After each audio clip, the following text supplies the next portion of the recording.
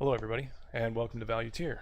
In this first startup video, we're going to go through a couple of startup items that you want to complete as a new subscriber, as well as give you a brief tour of some of the screens in Valuteer and let you know where you can find help. So the first item we want to take a look at is the user menu found in the top right corner. The first name of the logged in user should be displayed here, and if we click on the name, we're going to see their full name, as well as an edit profile link, a help link, and a link to the Valuteer Start Guide in PDF format. If we click the Edit Profile link, we're going to get the user profile screen up for us. It's going to display the current information as well as fields to edit in case we want to update the email or the first and last name of this user. If we update the email, please note that the email is used to log into Valuteer, and so the login name for this user will change. If you ever want to reset or change your password, you can certainly do that as well, using the Change Password panel found at the bottom of the screen here. The next thing we want to look at are the other menus in Valuteer, which are all found on the left-hand side. Now, I'm logged in as an administrator here, which gives me access to the locations, users, and account details menus. Regular users will not have access to these menus, so if you log in and don't see these and need to have access to them, make sure that the administrator's checkbox is checked on your user account. The next screen we want to take a look at is the account details screen. So if we click on the account details menu, we'll get the account details screen.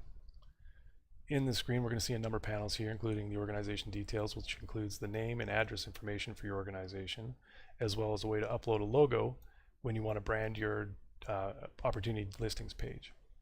We also have the billing information for your organization, which includes the number of licenses you've currently purchased, the number that are currently in use, and the available licenses. It also has your current billing amount as well as your next bill date. If you want to change your billing amount by upping or lowering your number of licenses, you can simply do that in the change billing field here.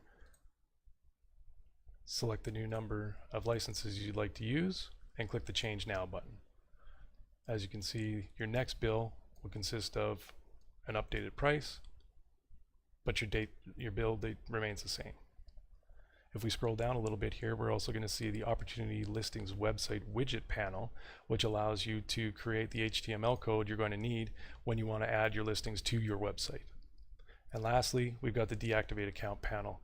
If at any time you wish to cancel your subscription to Valuteer, simply click the Deactivate Account button and your access to the system will be disabled on your next bill date. Now, when you sign up to Valuteer, initially it'll create one user for you, which may or may not be the ideal situation for you. So if we want to add new users, we simply click the Users menu on the left-hand side here, and we come to the Account Users screen. As you can see, we've got one user, John Demo User, as we noticed when we logged in here. And we've got some information about him. He's got his email address and login name. He's an active user, and he's an administrator.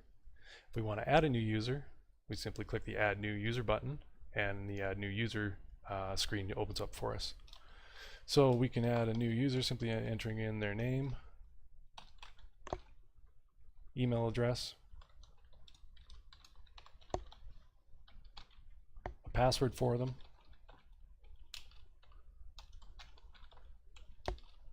and we want to make sure that the Is Active checkbox is checked. If we don't check this checkbox, this new user will not be able to log into Valuteer. If the user needs to be an administrator, again, giving them access to the reports, locations, users, and account details screens, check the administrator checkbox now. When you're done, click the Save User button, and the new user will be displayed for you. The next startup task you're going to want to complete is regarding shift settings. So we want to access the shift settings menu here on the left-hand side, and that'll open up our shift cancellations reasons screen. There's a mechanism in Valuteer that allows volunteers to cancel the shifts they've been assigned to. This allows them to gracefully bow out if life gets in the way, which we all know it does at times.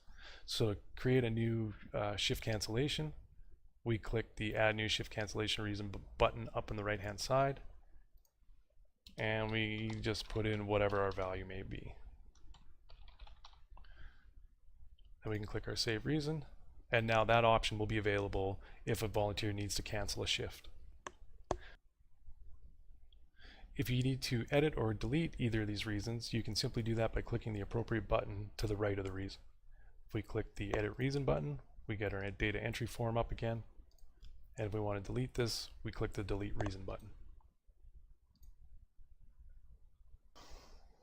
Okay guys, we're going to close down this video for now. This is the first in our Start Guide series, so stay tuned for additional information in our Start Guide series. But let's take a quick recap of what we've gone through here today. We started with looking at the user menu and the options within it. We've taken a look at the left-hand navigation as well as some of the screens and explained how each of these screens is broken up into panels. So if you need any additional assistance with any of these startup tasks, please don't hesitate to click on the user menu and click the help button and send us a quick email. We'd be more than glad to help. Thanks folks, and we'll see you in the next video.